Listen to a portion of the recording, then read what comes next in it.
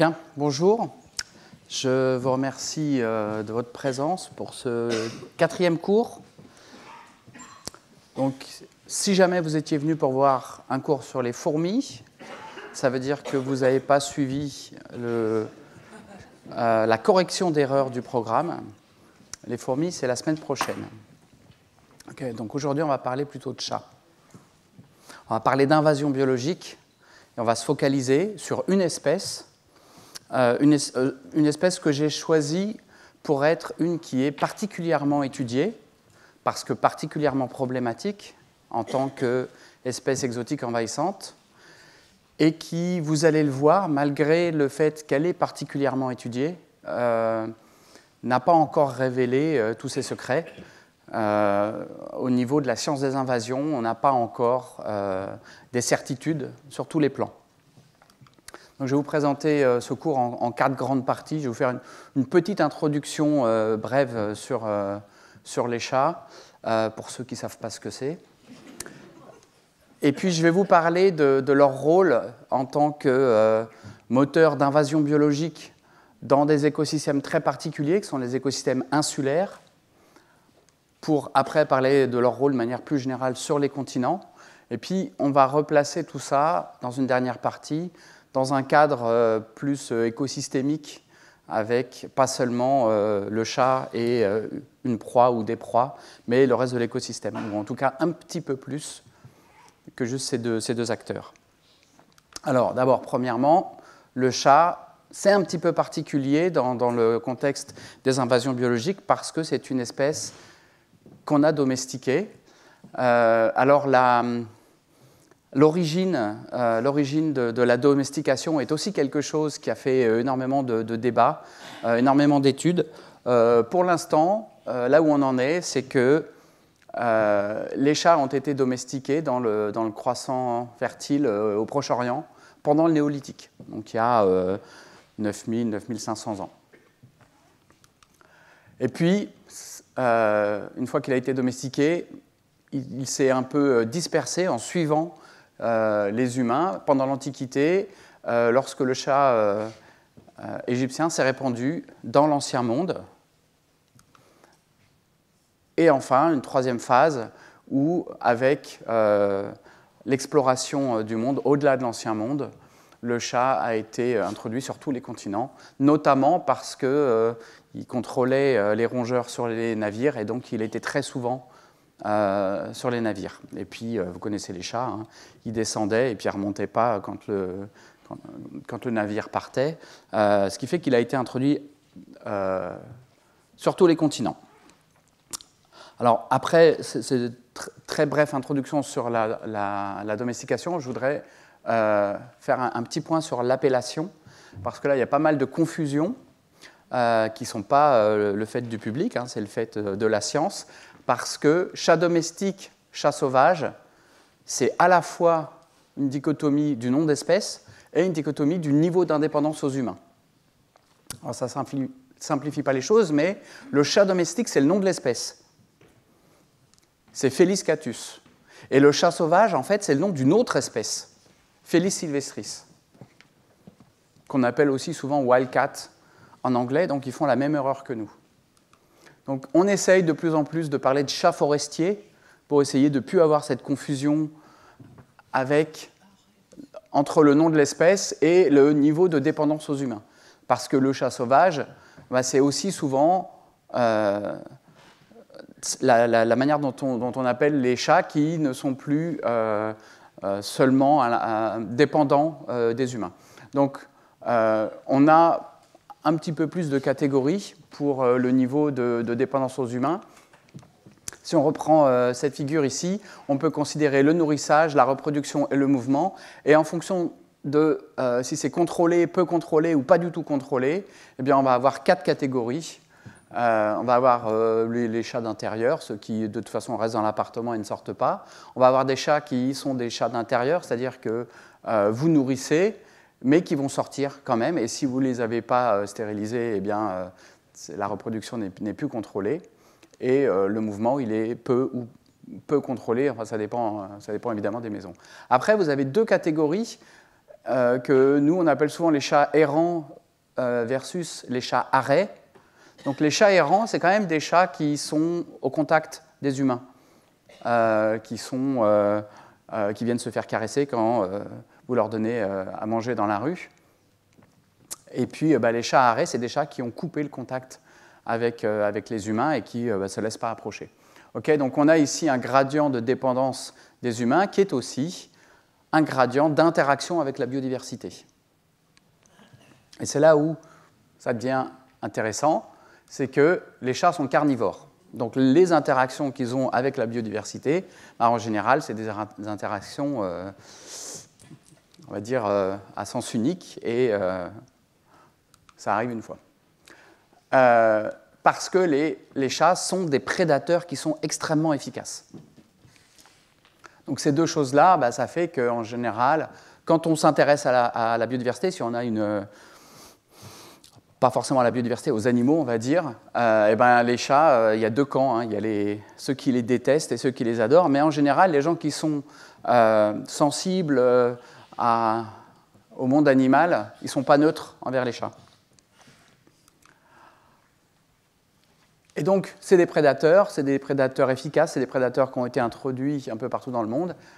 Et en fait, lorsqu'ils sont introduits dans un écosystème où il y a des proies naïves, alors ils peuvent avoir un impact important. Et les proies naïves, c'est des proies qui ont évolué dans un écosystème pendant des centaines de milliers d'années sans prédateurs de type petits carnivores terrestres.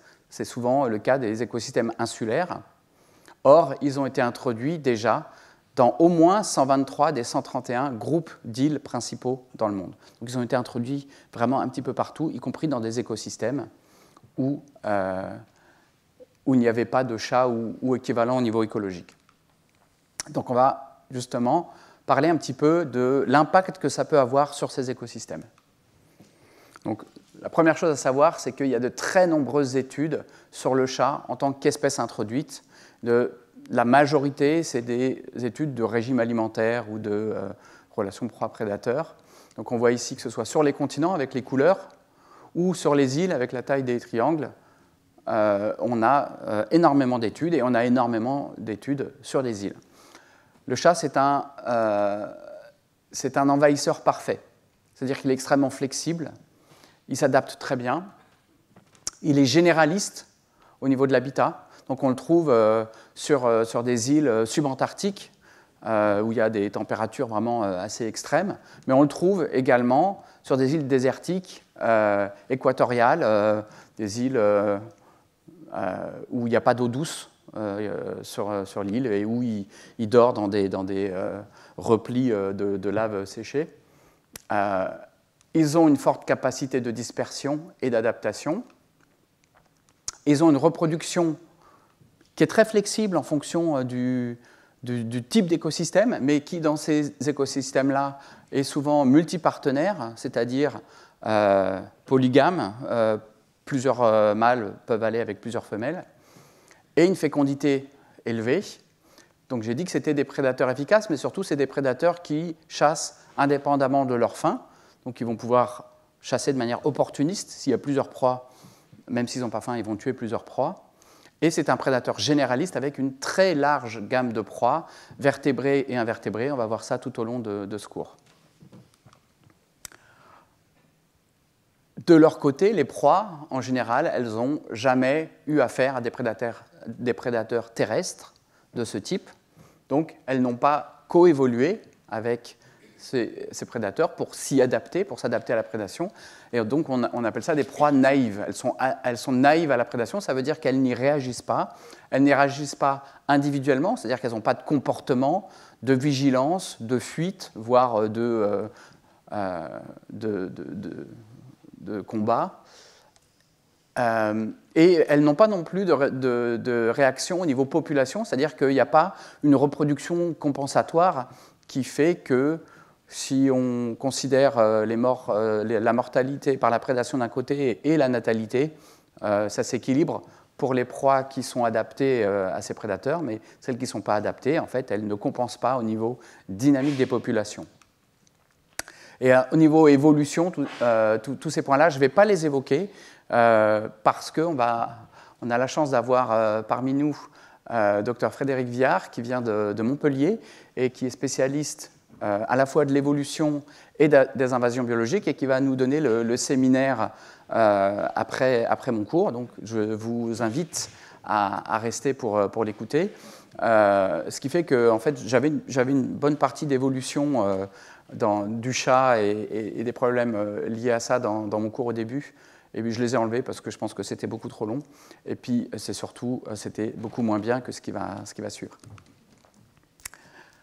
Mais quand même, le fait qu'il n'y ait pas de coévolution est accompagné par le fait que lorsque vous introduisez un individu dans un écosystème nouveau, mais souvent, il n'y a pas d'ennemis naturels dans cet écosystème nouveau. C'est-à-dire qu'il n'y a pas de prédateurs, il n'y a pas de compétiteurs. Souvent, ils viennent avec peu de parasites, c'est-à-dire que les peu d'individus qui sont arrivés ont des fois quelques parasites sur eux, mais c'est qu'un sous-échantillon de tous les parasites de cette espèce, qui souvent ne résistent pas non plus parce que la population est trop petite au début, et donc le cycle parasitaire ne marche pas forcément. Et donc ce sont des espèces qui sont en général pas du tout contrôlées par ce qu'on appelle les ennemis naturels, prédateurs, compétiteurs, parasites. Et puis, il y a beaucoup de proies disponibles, souvent, dans ces îles. On peut penser, par exemple, aux très nombreuses îles qui ont des grandes colonies d'oiseaux marins, donc une densité extraordinaire d'oiseaux complètement naïfs et qui se laissent faire. Et puis, c'est un système clos. C'est-à-dire que même s'ils ne se laissaient pas faire, même si elles essayaient de s'enfuir, il n'y a pas d'échappatoire possible parce que ce soit les petits mammifères, les amphibiens, les reptiles, les oiseaux qui sont souvent aptères, qui ne volent plus parce que sur certaines îles, ils perdent cette fonction, on ne peut pas s'échapper. Donc ça veut dire qu'au total, il va y avoir un impact quand même assez important. Et puis je vous ai dit que les chats étaient des prédateurs opportunistes qui chassent indépendamment de leur faim, et des fois, un seul individu peut se spécialiser sur une espèce de fixation, et il peut faire des dégâts assez importants à certaines populations natives en quelques jours seulement. Donc ici, vous avez l'exemple du contenu stomacal d'un seul chat, Arrêt, en Nouvelle-Zélande, qui avait 34,5 dans son estomac. Donc comme ils étaient à différents niveaux de digestion, on peut estimer depuis quand ils étaient là.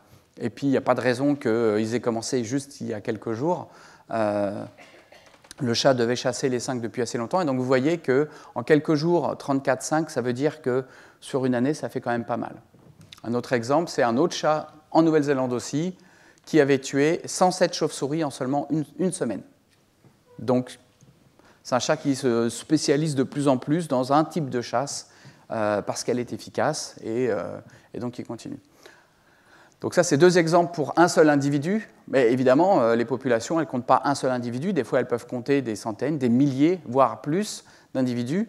Et ça peut faire des dégâts assez importants. Un exemple, c'est aux îles Kerguelen, donc une île subantarctique.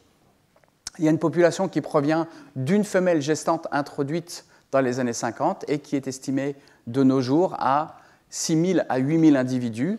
Et on estime que collectivement, ils doivent tuer quelque chose comme de l'ordre de 2 millions de pétrels tous les ans. Donc un impact, un prélèvement qui est vraiment très très important. Et puis, il n'y a pas que la mortalité directe qui est due à la prédation. Il y a tout un tas d'autres catégories qui sont importantes dans ce cas, qui sont des mécanismes liés aux relations proie-prédateur et puis des mécanismes qui n'y sont pas liés directement. Je vais vous donner juste 2 exemples. D'abord, un exemple de perturbation de fonction. La fonction, là, c'est la dispersion des graines par la faune locale. Les lézards, en l'occurrence, il y a une étude qui montre que les lézards les plus grands sont les proies les plus faciles. Ce sont ceux qui vont disparaître les premiers, mais ce sont ceux aussi qui mangent les fruits les plus gros et qui dispersent les graines les plus grosses. Et du coup, du fait de ce changement de structure des populations de lézards, tant qu'il en reste, les communautés de plantes vont être affectées, puisque les communautés de plantes dépendent de la dispersion de ces graines par les herbivores de cette île. Un autre exemple, c'est la prédation qui va créer ce qu'on appelle un paysage de la peur. Paysage de la peur, je l'avais mentionné dans ma leçon inaugurale. ce paysage de la peur qui est lié à la présence de prédateurs, ça peut dissuader des oiseaux de venir dans une colonie ou même de rester dans une colonie. Alors, le paysage de la peur, juste très rapidement, vous avez un risque de prédation, et ce risque de prédation, il est perçu par les proies. Et en réponse à cette perception du risque de prédation, vous allez avoir un changement de comportement qui va avoir des dimensions spatiales et des dimensions temporelles, qui fait que, indépendamment du fait de se faire tuer ou pas par un prédateur, il va y avoir des changements qui sont liés à la présence de ce prédateur.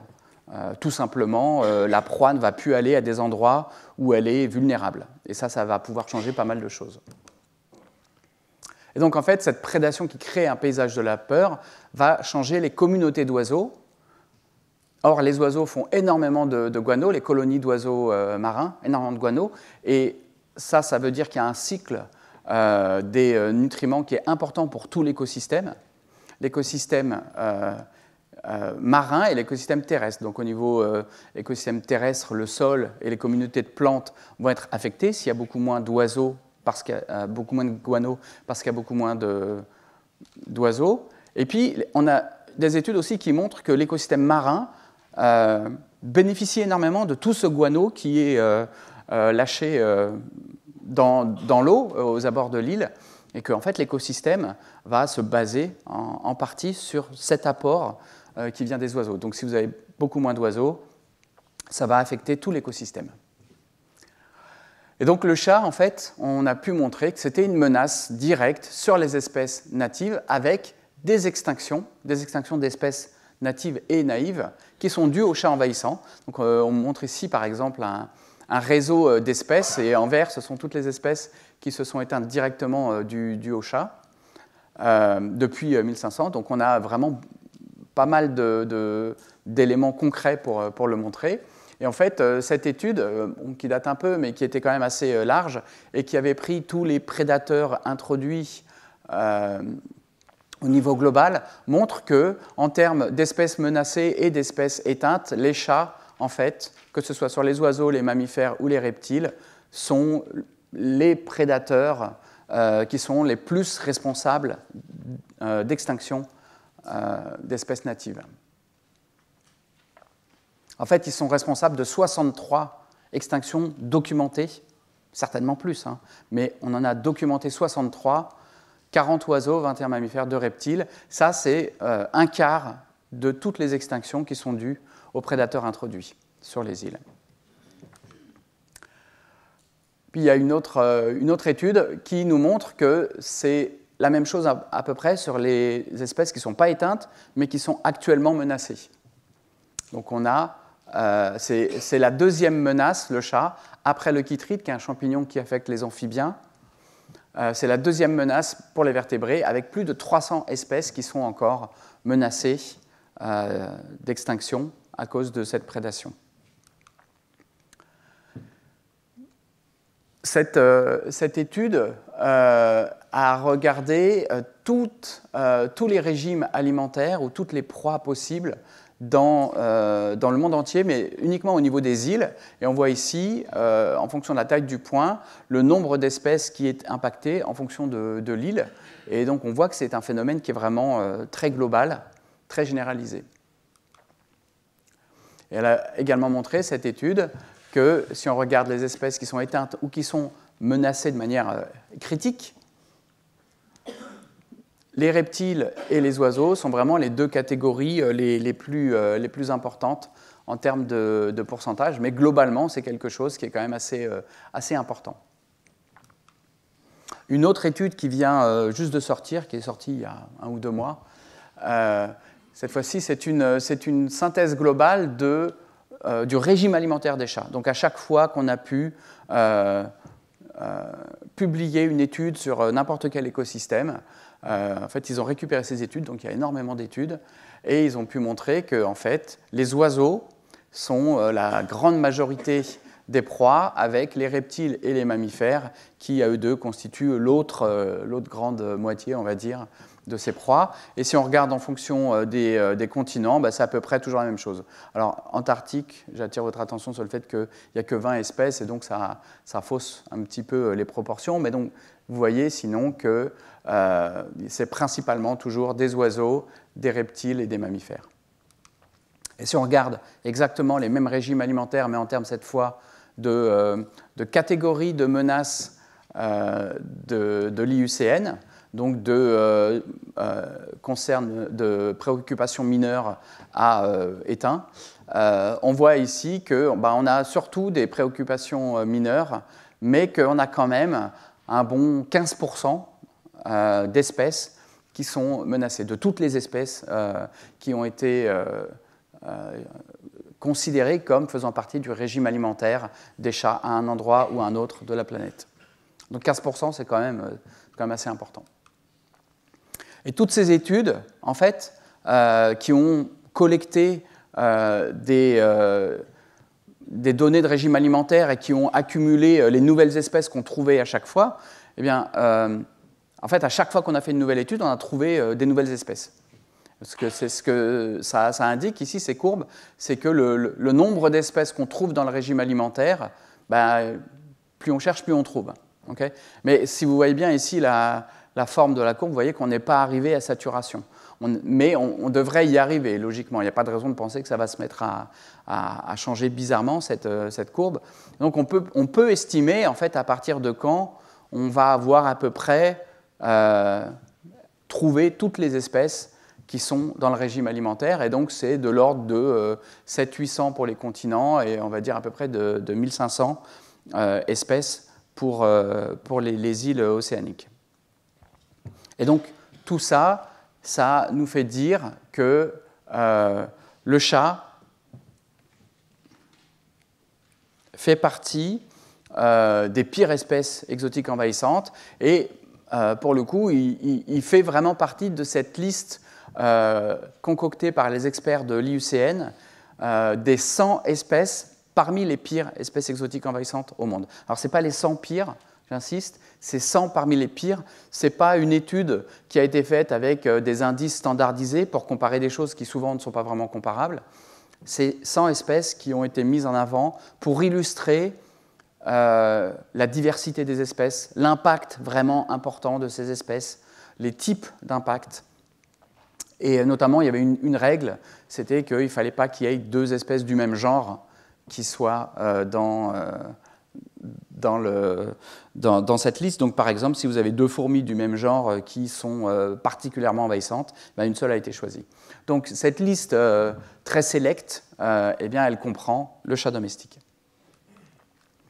Donc, sur les îles, c'est établi, c'est un vrai problème et c'est un vrai fléau au niveau mondial, avec énormément d'espèces éteintes, énormément d'espèces menacées. Maintenant, on va regarder sur les continents. Et on va voir si le schéma est similaire. Alors, il y a pas mal d'études aussi sur le continent. Vous vous rappelez la première carte. Ici, vous avez une étude en Amérique du Nord. Je ne sais plus si... Non, il n'y a pas le Mexique. Il y a juste États-Unis et Canada. Et ils ont regardé, en fait, la mortalité en nombre. Alors, c'est en millions, mais c'est en log. Hein. Donc... Les différences sont beaucoup plus accentuées en réalité. Ça gomme les différences. Les mortalités qui sont dues à différentes causes. Donc vous avez ici les chats. Donc là, on parle de milliards ici à la fin, millions et milliards. Vous avez, tout ça, c'est des collisions en fait. Collisions avec les fenêtres on parle des oiseaux seulement. Hein. On ne parle pas des reptiles et des mammifères. Donc les collisions avec les fenêtres des bâtiments, les automobiles, les lignes électriques, etc., etc. Et en fait, comme c'est une échelle log, en fait, même si vous sommez toutes ces collisions, ça fait quand même moins que ce que les chats prélèvent annuellement aux États-Unis et au Canada. Et en fait, il y a cette étude qui a fait beaucoup de bruit il y a quelques années, une douzaine d'années, qui est sorti dans un des journaux de Nature, où aux États-Unis, Loss et Mara ont collecté toutes les données qu'ils pouvaient sur le prélèvement de tout ce que les chats mangeaient, et en particulier les oiseaux et les mammifères. Et leur chiffre un peu fort, le take-home message, c'est qu'il y a par an entre 1 et 4 milliards d'oiseaux qui sont tués par les chats et entre 6 et 22 milliards de mammifères qui sont tués par les chats par an, juste aux États-Unis. Et donc ça, évidemment, ça a fait une explosion un peu dans le monde scientifique et bien au-delà, parce que, comme je vous l'ai expliqué au début, les chats, on les déteste ou on les adore. Très peu de gens sont neutres, y compris souvent les scientifiques, qui ne sont pas complètement immunisés contre les préconceptions et les biais inconscients. Et en fait, ça a été... le message qui est sorti de ça, c'est les chats, c'est tellement catastrophique, parce que c'était vraiment l'impact des chats. L'impact est tellement fort qu'il faut éliminer les chats. Donc il y a eu des campagnes qui ont été mises en place, et notamment en Australie, ça a eu beaucoup de résonance, parce qu'en Australie, et on le verra un peu plus loin, les chats introduits sont vraiment très très problématiques. Donc ici, nous avons notre figure clé qui montre 2 milliards, 12 milliards, cet impact des chats errants sur la vie sauvage aux États-Unis. Et en fait, en regardant ça, moi, je me suis posé une question assez basique. Est-ce que ça montre vraiment un impact? Pour moi, ce n'est pas un impact. En tant que dynamicien des populations, pour moi, c'est un prélèvement, c'est la mortalité. Alors évidemment, oui, c'est beaucoup, mais est-ce que c'est beaucoup au point d'être aussi beaucoup qu'un impact? Est-ce que ce prélèvement important est synonyme d'un impact important? Est-ce que même c'est un impact tout court? On peut avoir un prélèvement qui est gigantesque et un impact qui est gigantesque, ou un impact qui est petit, voire même qui n'existe pas, en fonction des populations qui sont prélevées. Vous pouvez très bien avoir un nombre important d'individus tués et un impact faible, si ce sont des espèces qui sont bien adaptées à cette prédation et qui, par exemple, se reproduisent beaucoup, et que c'est juste les non-reproducteurs qui sont éliminés.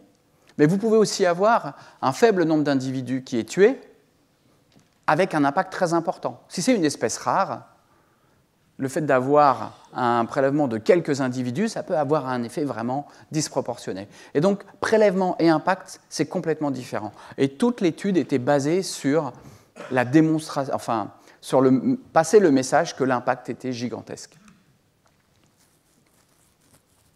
Donc, ce qui est intéressant ici de prendre en compte, c'est qu'il peut y avoir des effets compensatoires de la prédation par opposition à des effets additifs. Les effets compensatoires, c'est quand la prédation sur les individus, en fait, est sur les non-reproducteurs, qui donc, on va dire, ne participent pas à la dynamique de la population. Ça peut être aussi sur les individus malades. Et si c'est sur les individus malades, ça peut même être bénéfique pour la population, parce que ça peut empêcher des épidémies, par exemple. Et des fois, il y a un équilibre entre la prédation et la fécondité qui fait que ces individus qui sont prélevés ne font pas chuter la population. Donc il y a une étude qui a été faite alors avant celle de Los Emara, mais il ne l'avait pas pris en compte, et qui montre en fait des effets compensatoires. Si on regarde la masse musculaire ici et la masse graisseuse ici, des oiseaux qui sont morts en bleu mangés par les chats, ou en blanc victimes de collisions, toutes les collisions qu'on a vues tout à l'heure dans le premier graphe, en fait on s'aperçoit que c'est à chaque fois beaucoup plus faible pour les barres bleues que pour les barres blanches. En fait, les individus qui sont tués par les chats avaient une masse musculaire moins importante et une masse graisseuse moins importante, ce qui sont deux indices de santé de l'individu, de bonnes conditions physiques. Et donc ça montre qu'en fait, ces individus, ils auraient été plus susceptibles de mourir d'autres causes que de mourir de prédation. Et donc ça indique une mortalité compensatoire. Une autre étude montre que la densité des oiseaux, en fait, n'est pas affectée par la densité des chats. Ce n'est pas plus il y a de chats, moins il y a d'oiseaux. C'est plus il y a d'oiseaux, plus il y a de chats. Et donc ça, c'est aussi cette absence de corrélation négative marquée entre les densités de proies et de prédateurs, c'est aussi une indication d'absence d'impact important. Mais en fait, vraiment, pour étudier l'impact, on manque d'études sur les continents. On en a pas mal sur les îles, mais sur les continents, on a des études de prélèvement. Et on a des études de densité de chats, mais on n'a pas forcément des études de dynamique des populations ou de réseaux trophiques. Il nous faut aussi des études à large échelle sur les continents pour pouvoir s'affranchir du problème contextuel qui fait qu'on a des spécificités à chaque point. Donc il nous faut des grandes échelles pour gommer ces spécificités contextuelles. Et on a besoin d'une estimation quantitative de l'impact réel des chats dans ces écosystèmes, pas uniquement du prélèvement. Et donc, nous, on a essayé de répondre à ça avec 2 séries d'études, en fait 3, une aussi sur la coévolution, mais je vous ai enlevé cette partie, ce qui va me permettre de ne pas parler trop vite et même de prendre 1 ou 2 questions à la fin. Une série d'études sur la dynamique des populations et une série d'études sur l'écologie trophique. Donc on va passer assez brièvement sur juste les résultats. Alors d'abord de la dynamique des populations. On a regardé un petit peu toutes les espèces qui étaient considérées comme affectées par le chat dans cette grosse base de données, qui est une base de données de l'IUCN. Et ça nous a permis non seulement d'avoir une liste, alors ça on l'avait fait avant l'étude que je vous ai montré tout à l'heure, qui est sortie il y a quelques mois. Et on a fait aussi une revue de la littérature pour avoir toutes les espèces qui étaient citées comme proies. Donc on avait à la fois les proies et leur statut IUCN, et on a regardé ça évidemment que sur les continents. Donc on a du coup toutes les proies qui sont confirmées, et on a récupéré toutes les informations de statut, de population, etc., au niveau mondial, donc le statut de conservation, la taille des populations ou la taille de la métapopulation, enfin de l'ensemble des individus des populations, les tendances de ces populations. Et même si on a fait ça sur le monde entier, je vais vous présenter ici les résultats sur les États-Unis, l'Europe et l'Australie, qui sont 3 endroits assez contrastés. Contrastés principalement parce que l'arrivée des chats est arrivée à des dates différentes. Alors, dans les données, on a aussi mis un point un petit peu particulier sur les espèces d'oiseaux qui étaient citées comme les plus impactées en Amérique du Nord par les chats. Donc on a pris les 10 espèces qui étaient, pour lesquelles c'était catastrophique, les prélèvements, et on a cherché des informations démographiques plus précises sur ces espèces. Donc on a regardé taux de natalité, taux de mortalité avec, sans chat, taux de migration, etc., etc. Donc on avait à chaque fois le pourcentage de mortalité qui était dû à la prédation par les chats pour chacune de ces espèces. C'était donné dans l'os étal. Et on a fait de la modélisation démographique des populations de ces espèces en présence et en absence des chats pour voir l'effet des chats. Toutes ces données nous ont permis de répondre à 4 questions. Une question sur l'état général des espèces en général, c'est-à-dire comment elles se portent, ces espèces qui sont prédatées par les chats. Donc on a regardé le statut de conservation, les tendances des populations, en déclin ou pas en déclin, et les tailles des populations, est-ce que ce sont des petites populations ou des grandes populations. Et puis la 4e question, c'est l'impact quantitatif des prédations sur la dynamique des populations de proies grâce à nos modèles. Donc premièrement, le statut. Donc vous avez ici le code couleur qui vous montre si on a une préoccupation mineure ou si on a des espèces menacées. Et on voit bien que pour les oiseaux, mammifères, reptiles, en général, c'est plutôt bleu, que ce soit aux États-Unis, en Australie ou en Europe. Et en fait, la menace, le niveau de menace des espèces qui sont proies sur ces 3 continents est quand même relativement faible, puisque c'est beaucoup plus des préoccupations mineures que l'on a. À noter quand même qu'en Australie, on a des espèces menacées, et notamment les mammifères. On a 1/5 des mammifères australiens qui sont menacés par les chats. Rappelez-vous, l'Australie, c'est particulier, c'est une grande île ou un continent qui a évolué en isolement total et qui n'avait pas ces mammifères qui ont été introduits assez récemment. Et donc les petits mammifères locaux ne sont pas adaptés forcément à cette prédation. Et puis, même si là, on n'a quasiment que des espèces qui sont en préoccupation mineure, il n'est quand même pas impossible qu'il y ait eu des espèces vulnérables il y a quelques siècles et qu'elles aient disparu assez rapidement. L'état actuel, c'est que les populations actuelles ne sont pas forcément menacées. les proies des chats sur ces 3 continents ne semblent pas plus menacées que les autres, et généralement, elles sont assez peu menacées. Ça, c'est la première conclusion de notre étude. Maintenant, au niveau de la tendance de ces populations, peut-être qu'elles ne sont pas menacées, mais qu'elles sont en train de toutes chuter vertigineusement. Et donc, on a regardé, ici, envers les populations en croissance, en gris, les populations stables, et en rouge, les populations en décroissance. Et on s'aperçoit que pour les oiseaux, mammifères et reptiles, sur les 3 continents, on a quand même une majorité de populations qui sont en croissance ou stables. Mais on a quand même beaucoup d'espèces qui sont dans des populations qui déclinent. C'est ce qui est en rouge. Donc, on a une majorité qui ne décline pas, mais on a quand même beaucoup d'espèces qui déclinent, beaucoup de populations qui déclinent. Si on regarde en Europe, les reptiles et les amphibiens, qui sont pas très nombreux en termes de... On en a 4, hein, on en a 2 qui déclinent, 2 qui... Oui, il faut regarder aussi les nombres ici qui vont pondérer un petit peu ces graphes. Mais bon, globalement, on a plutôt des populations qui sont stables ou qui sont en croissance. Les résultats, ils sont assez contrastés, mais on a une grande majorité de populations en croissance ou stable, et on a des populations qui sont aussi en décroissance. Troisième aspect de cet impact, c'est la taille des populations. Parce qu'une population qui décline, mais qui est gigantesque, ce n'est pas du tout pareil qu'une population qui augmente, mais qui est toute petite. Okay, donc on a regardé aussi ça.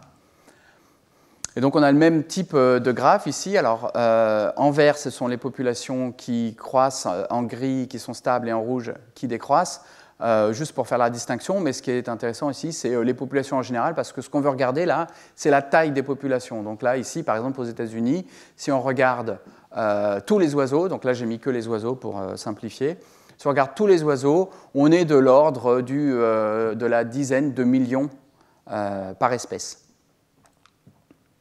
Si on regarde en Europe, on est beaucoup plus. Hein, là, il y a plusieurs dizaines de millions, on approche des fois la centaine de millions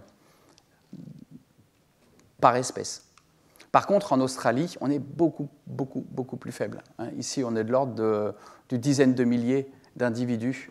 Donc là, en Australie, une population qui décline ou une population qui est menacée et qui est petite, c'est plus problématique. On a des populations bien plus petites en Australie.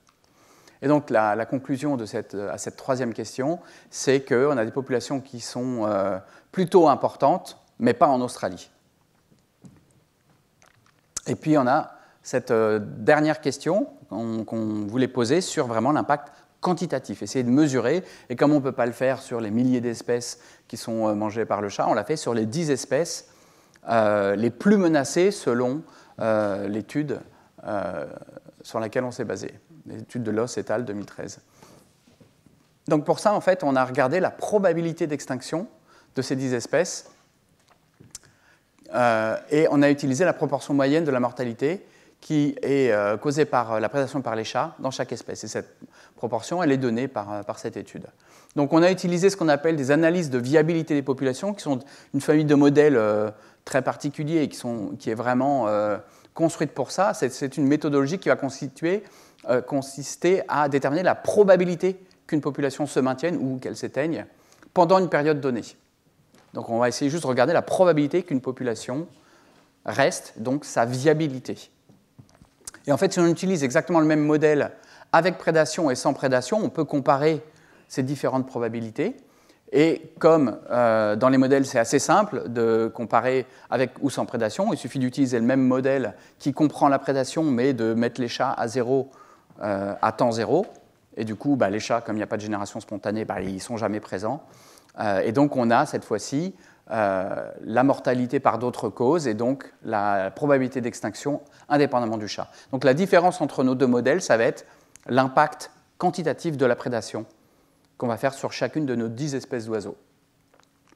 Et ici, vous avez le résultat principal, qui est la proportion de la probabilité d'extinction sur 100 ans, avec et sans prédation pour chaque proie. Donc si vous avez 0, c'est qu'il n'y a pas de différence. Si vous avez 1, c'est que vous avez 100% plus d'impact par la présence des chats, donc vous doublez la probabilité d'extinction. C'est ça l'impact des chats. Et en fait, on s'aperçoit qu'il n'y a pas d'augmentation de la probabilité d'extinction pour la plupart des espèces, ou vraiment très peu. Ça veut dire que qu'il y ait des chats ou qu'il n'y ait pas de chats, la population va avoir la même probabilité d'extinction, qui en général est assez faible, sinon elle ne serait plus là. Il y en a quand même 3 pour lesquels on double la probabilité d'extinction, puisqu'on est à 100%. Donc ces 3 espèces, on la regarde d'un peu plus près, en fait, il y en a 2 qui sont des espèces introduites, dont une qui est particulièrement envahissante. Donc on va dire que si la population risquait plus de s'éteindre, ce serait plutôt une bonne chose, parce que c'est une espèce qui n'appartient pas à cet écosystème nord-américain et qui pose des problèmes sur la biodiversité là-bas. Alors qu'en est-il de cette 3e espèce qui est locale? En fait, c'est une espèce qui a une très grande aire de distribution, qui a une très grande taille de population, 29 millions, qui est en préoccupation mineure, ça veut dire qu'au niveau menace, classement par l'IUCN, elle n'est pas menacée, et puis c'est une population stable. Et en plus, la probabilité d'extinction, elle est doublée, mais elle reste quand même encore très très faible. Parce que là, on a regardé juste la proportion, mais si vous avez 1% de chance que votre population s'éteigne dans 100 ans, ou si vous avez 2% de chance, vous avez doublé, mais vous n'êtes quand même pas arrivé à des risques phénoménaux. Donc voilà, cette espèce-là, elle n'est pas forcément menacée non plus. Pour la petite histoire, cette espèce, elle s'appelle le moqueur-chat. Donc en fait, on a montré qu'au niveau de l'impact quantitatif, il n'y a pas d'impact notable de la prédation sur ces 10 espèces qui étaient présentées comme les plus impactées par la prédation des chats aux États-Unis. Un prélèvement impressionnant, mais on n'a pas d'impact important.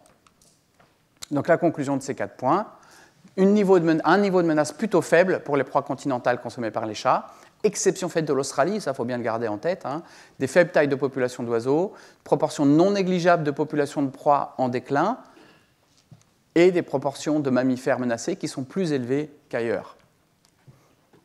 L'impact de la prédation des chats sur les espèces de proies continentales est en fait peut-être pas aussi fort qu'on l'a prétendu, et en fait qu'on l'a prétendu sans jamais vraiment le démontrer, parce que on s'est un petit peu trompé quand on a voulu démontrer l'impact, on a juste démontré le prélèvement.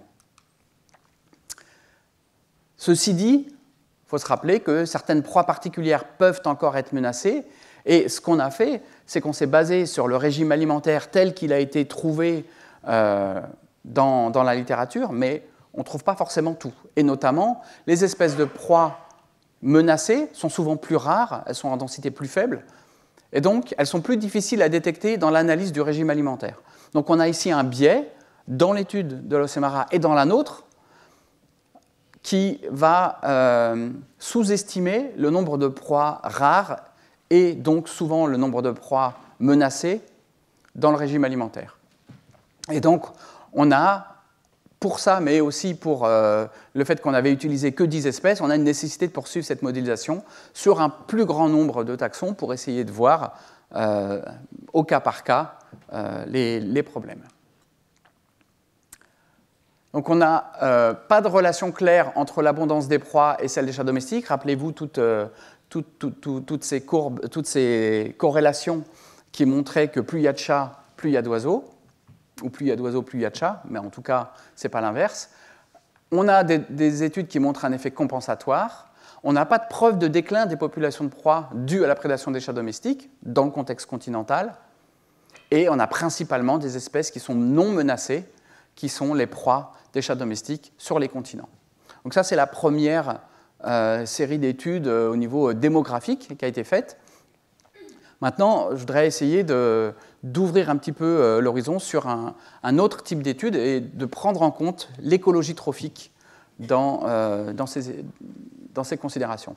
Et donc là, on va aller dans la 4e partie qui va prendre en compte pas seulement les chats et une proie, mais de manière un petit peu plus large. Donc vous vous rappelez peut-être, j'espère, dans la leçon inaugurale, cette métaphore des engrenages qui montrait que toutes les espèces sont liées les unes avec les autres, mais elles ne sont pas forcément liées de manière directe. Ce petit engrenage-là, il n'est pas lié directement à ce gros-là, mais l'un va faire tourner l'autre. Ce sont des relations indirectes qui sont à foison dans les écosystèmes et qui doivent arriver dans ces écosystèmes-là également. Donc rappelez-vous, le chiffre clé ici, entre 1 et 4 milliards d'oiseaux prédatés aux États-Unis tous les ans entre 6 et 22 milliards de mammifères, qui fait que les chats sont une des espèces les pires, mais en fait, ils sont des prédateurs de mammifères, et aux États-Unis, une très large partie de ces petits mammifères, c'est en fait des rongeurs. Et les rongeurs, c'est souvent des rongeurs introduits aussi. Et les rongeurs introduits, on sait que ce sont des prédateurs d'œufs, des prédateurs d'oisillons, et puis des prédateurs d'adultes également. Vous vous rappelez ici la souris sur Gough Island et les énormes albatros qu'ils arrivaient à manger. Ce qui fait qu'en fait, il y a deux des rongeurs introduits qui sont aussi sur la liste des 100 espèces parmi les pires. Alors, il n'y en a que 2. En fait, il y a 4 grandes espèces de rongeurs envahissants.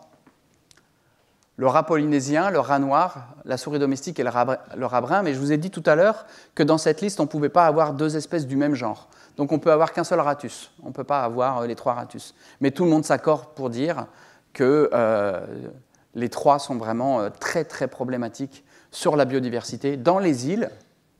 Et sur les continents, il y a moins d'études, mais on sait que sur les continents, il y a aussi énormément de populations envahissantes de ces rongeurs. En fait, ce qui se passe, c'est que quand vous avez un écosystème comme ça et que vous voulez protéger les proies natives du chat, si jamais vous enlevez le chat, et c'est ce qui se passe en général dans les îles où les proies natives commencent à être très, très menacées, vous risquez d'avoir une explosion des populations de prédateurs intermédiaires qui, évidemment, vont faire éliminer la population de proies. C'est ce qui s'est, par exemple, passé sur l'île d'Amsterdam. Donc, c'est une île subantarctique assez isolée, où il y a des énormes colonies d'oiseaux, où il n'y a pas de prédateurs terrestres, évidemment, et où des chats avaient été introduits et posaient des gros problèmes sur la biodiversité locale. Mais en fait, on a dû arrêter le programme d'éradication des chats à cause d'un accroissement alarmant de la population de rats qu'on n'avait pas forcément remarqué au départ parce qu'ils étaient à assez faible densité du fait de la présence des chats. Il y a pas mal d'études qui montrent que, évidemment, les chats vont manger la faune sauvage, mais ils vont aussi manger les petits rongeurs qu'on appelle commensaux, c'est-à-dire ceux qui vivent proches de l'homme, donc les souris et les rats. On a ici une étude qui montre que plus on s'éloigne de la forêt et plus on va dans des zones qui sont un peu anthropisées, et plus la proportion ou la probabilité que la proie soit un rat augmente. Et si vous vous souvenez de ce graphe où j'avais dit les chats sont la pire espèce en termes de menace sur la biodiversité, en fait les rongeurs ils sont juste derrière. Donc la conclusion de Loss et al. 2013, c'était que les chats avaient un impact négatif considérable sur les populations d'oiseaux qui pouvaient mener jusqu'à l'extinction. Donc ça on avait dit que ce n'était pas vraiment démontré. Leur conclusion derrière, c'était qu'il fallait un contrôle drastique des populations de chats pour diminuer l'impact des chats, et notamment en milieu continental.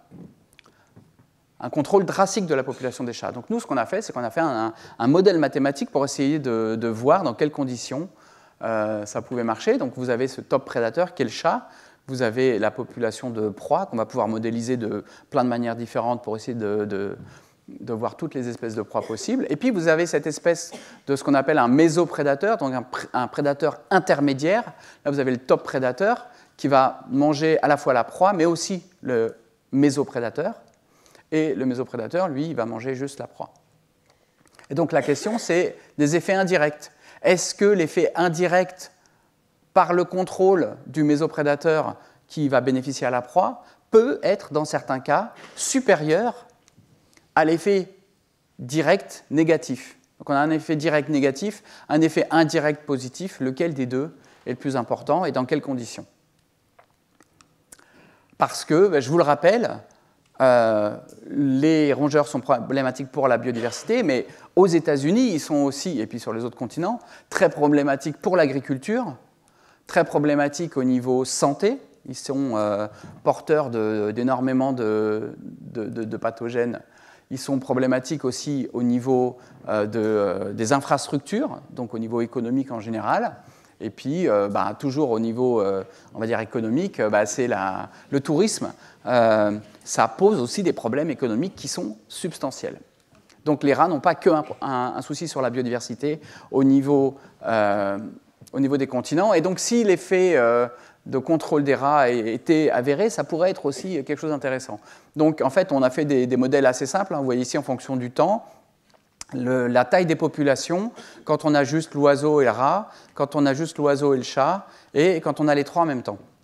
Alors ça, ce n'est pas ce qui se passe dans tous les cas. Hein. C'est ce qui se passe dans certaines combinaisons de valeurs de paramètres. Mais il y a des valeurs de paramètres, des combinaisons de taux de natalité, taux de mortalité, taux de prédation de l'un, taux de prédation de l'autre, etc., qui font que dans certains cas, en fait, les rongeurs peuvent éliminer les populations d'oiseaux, là où les chats les font juste chuter énormément. Mais que lorsqu'on met exactement ces paramètres-là avec les trois populations ensemble, en fait, la prédation des chats sur les rats, en même temps que sur les oiseaux, va permettre de contrôler la population de rats et donc de donner un petit peu d'oxygène aux oiseaux qui, même s'ils se font manger par les chats, se font beaucoup moins manger par les rats. Donc ce n'est pas ce qui se passe dans tous les cas, mais il y a des conditions pour lesquelles c'est une possibilité, et c'est une possibilité qui n'est pas prise en compte dans les études de l'OSMRA. Donc supprimer les prédateurs apicaux peut avoir même des effets contraires à ceux désirés, parce qu'en fait, supprimer un prédateur, un top prédateur, et notamment ça a été démontré sur les îles, peut faire une explosion de la population de proie qui, avant d'arriver à un stade où elle va se réguler, elle peut monter bien au-delà de ce qu'on appelle la capacité limite du milieu à les supporter, et ça, c'est très, très dommageable pour les proies. Donc cette explosion démographique. Donc c'est important de prendre en compte l'écologie, et notamment les relations trophiques, et de voir que le chat, dans les, je ne sais plus combien, 23 milliards de rongeurs, ce n'est pas anodin. Il ne mange pas que 2 milliards d'oiseaux, il mange aussi beaucoup plus de rongeurs. Ceci dit, un bémol, donc c'est un bémol sur mon bémol du bémol. Les rongeurs commensaux, c'est-à-dire ceux qui vivent près des populations humaines, sont en général adaptés à la prédation par les chats. Et ça veut dire que les chats n'éliminent pas les populations de rongeurs. Les chats peuvent contrôler ces populations, peuvent faire en sorte qu'elles ne soient pas aussi grandes qu'elles pourraient l'être en leur absence, mais en général, elles ne sont pas supprimées, tout simplement parce que ces rongeurs sont adaptés à la prédation, pas seulement comportementalement, mais parce qu'ils se reproduisent de manière à compenser cette prédation. Et ça, c'est quelque chose qu'on va voir dans le cours 6, ces relations entre toutes les espèces et le fait qu'il ne faut pas prendre juste une espèce isolée si on veut avoir une réponse qui soit exploitable. Et puis, je voudrais juste faire une petite parenthèse sur ce type de résultat. Parce que ce type de résultat, il m'a posé un problème éthique, et on a parfois des problèmes éthiques comme ça en écologie et en conservation. Là, en l'occurrence, nous, on a démontré dans nos études que les chats n'avaient pas un impact dans certains contextes, là où les gens disaient, enfin les études précédentes disaient qu'il y avait un impact très important. Nous, on a démontré que non, cet impact n'était pas très important. Mais en fait, on sait que cet impact, il est énorme ailleurs. Et en fait, la question qu'on se pose, c'est que dans un contexte où, en général, les gens, pas seulement les scientifiques, mais aussi beaucoup le public, ne sont pas objectifs et même des fois ne sont pas nuancés du tout en ce qui concerne les populations de chats, est-ce que ce n'est pas courir un risque de nuire aux efforts de conservation qui sont importants et qui sont nécessaires si on minimise leur impact global? En d'autres termes, ces études que j'ai faites, je me suis posé la question et je me la pose encore, est-ce que je les publie? Comment je les publie? Comment est-ce que je fais passer le message? Attention, l'impact des chats, tel qu'il a été publié jusqu'ici, en fait, il n'est pas du tout aussi important que ça. Parce que ce message, il peut être très facilement repris par des gens qui n'ont pas forcément les nuances scientifiques qu'on voudrait adosser à ce message et qui pourraient dire, voyez, les chats ne sont pas un problème, ça a été démontré, il y a une étude qui l'a montré. Et c'est assez souvent qu'on a nos propos qui sont, sinon déformés, au moins tronqués et non contextualisés, et qui sont généralisés, et ça risque d'être un problème. Mais en même temps, c'est ma vérité, entre guillemets, de scientifique, c'est mes résultats, et je ne peux pas non plus ne pas les dire. Ce n'est pas parce que je pense que la vérité va à l'encontre de mon étude, de manière générale, et que mon étude est plus contextuelle, que je ne dois pas publier ça. Et donc, en fait, quel compromis est-ce qu'il faut que j'adopte dans ce cas précis? Qu'est-ce que je vais sacrifier? La vérité scientifique? Les chats n'ont peut-être pas autant d'impact que ça dans les milieux insulaires, ou la conservation de ces espèces. Il y a énormément d'espèces qui sont menacées par les chats, et si le message global que les gens retiennent, c'est que les chats ne sont pas un problème, ce n'est pas du tout ce que je voulais dire, et ça risque d'être problématique. Donc là, je vous renvoie à de la philosophie des sciences. Alors, ce que vous avez présenté, Yves Ménard, la semaine dernière, ce n'était pas forcément axé sur l'éthique, mais c'était aussi beaucoup axé sur les contextes et la sémantique. Et si vous ne l'avez pas vu, je vous invite à aller regarder sur YouTube son séminaire sur ces questions que les scientifiques se posent assez souvent. Hein. Donc on n'est pas en train d'inventer la bombe atomique, et les réactions atomiques et de se demander si ça va être mal utilisé, mais c'est à un plus faible niveau ce genre de questions. D'autant qu'il y a une étude qui est sortie il y a 2 semaines, 3 semaines, qui est une revue de l'évidence que les renards et les chats, en Australie, ont causé les extinctions des mammifères. Alors, il se trouve que cette étude, elle fait beaucoup de bruit, notamment parce que cet auteur est connu pour avoir fait pas mal d'études sur un peu de déni des invasions biologiques, et qu'il a montré qu'en fait, il y avait pas mal d'études qui n'étaient pas des évidences qu'il y avait eu cette extinction. Donc tout ça, c'est une évidence, et tout ça, ce n'est pas évidence. Et donc il montre qu'en fait, il y a beaucoup de populations qui se sont éteintes, qu'on a attribuées aux renards ou aux chats en Australie, mais on n'a pas une évidence démontrée forte. Alors oui, c'est vrai, on n'a souvent pas d'évidence, même si on pourrait quand même répondre qu'il y a quand même beaucoup d'évidence pour beaucoup d'espèces, même s'il y a certaines études qui ne le montrent pas. Mais ce qu'il faut réaliser, c'est que les évidences qu'ils considèrent, et c'est important, effectivement, d'avoir des évidences en science, mais ces évidences, elles sont extrêmement difficiles à obtenir, voire impossibles. C'est-à-dire que vous savez que le chat est arrivé sur une île, qu'il est arrivé en Australie, et une espèce de petit mammifère qui existait exactement à l'endroit où cette population de chats s'est implantée, cette espèce a disparu en quelques années. Ce n'est pas une démonstration. Okay. Ce n'est pas une démonstration que c'est le chat qui l'a éliminé. Mais vous voyez quand même que dans les régimes alimentaires, dans les estomacs des chats, on retrouve des restes de ce petit animal. Ce n'est pas une démonstration. Il a très bien pu être un charognard de ces espèces. Mais vous avez des études qui montrent que, au niveau comportemental, des études observationnelles, qui montrent des actes de prédation du chat sur cette espèce. Ce n'est pas une démonstration. Ils ont pu prendre quelques individus comme ça, et ça n'a pas forcément eu un impact sur la population.